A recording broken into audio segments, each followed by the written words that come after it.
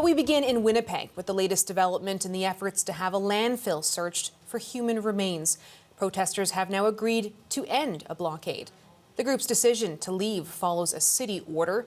The blockade began on Thursday, a direct response to the Manitoba government's decision not to fund a search of another landfill for the remains of 2 murdered Indigenous women. The CBC's Albert De La Talla is following this story for us. Albert, what more can you tell us about the blockade? Well, Farah, the decision follows an order from Winnipeg's chief administrator. Michael Jack emailed the city's mayor and city councillors on Friday to say he had ordered protesters to leave by Monday. His reasoning, he said, was that the blockade risked the health and safety of the people of Winnipeg and the users of the landfill facility.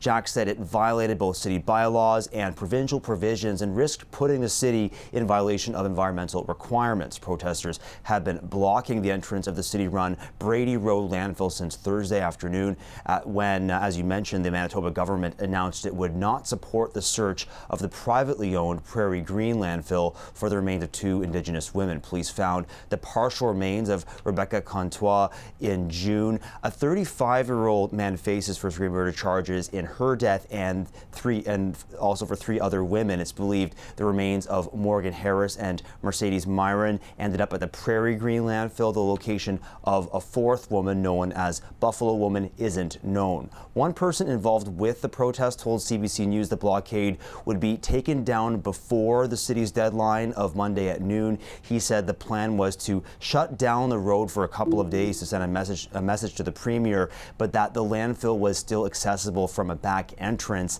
and that they didn't want it to close. The city closed the landfill, though, as of Friday morning. Protesters have been at the site for more than 7 months in protest of the way Winnipeg police have investigated cases involving missing and murdered Indigenous women and girls. So, Albert, where does this leave the search now for the remains of these women? Well, as of now, the Manitoba government isn't supporting that search of the landfill, as we've talked about. But one protester told us around the time when the blockade started last week that she remained hopeful the federal government would step in. She's actually the cousin of one of the victims, Morgan Harris. Here's more from her on why she says the search is important.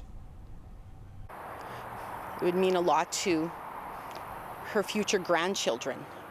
I don't want these girls to have to go to a landfill to pay their respects to their mother, to explain to their kids one day, when they ask, where's my grandma? And to take them to a landfill and say this is her final resting place. We as a society have failed her.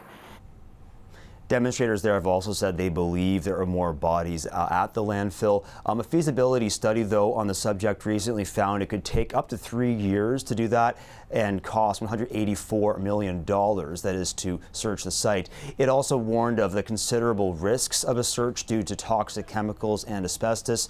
Meanwhile, the 35-year-old man charged in the murders of these 4 women, Jeremy Skibicki, he's set to go on trial in April of next year. His lawyer says he intends to plead not guilty. Farah.